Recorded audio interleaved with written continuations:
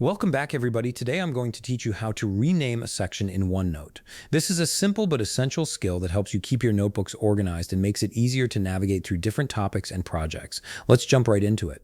Start by opening your Microsoft OneNote app and load into your notebook. Once you launch the app, you'll see your available notebooks and you'll want to select the one where the section you wish to rename is located.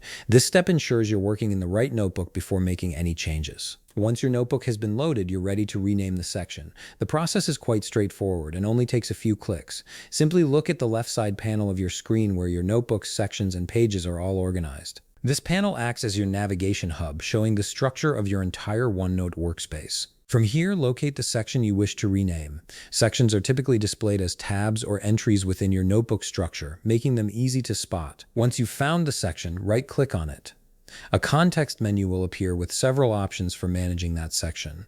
From this menu, you'll instantly see the rename option. Click on it and the section name will be highlighted, ready for you to type in a new name. Now simply type in your desired section name, make it something descriptive and clear so you can easily identify what content belongs in that section later on.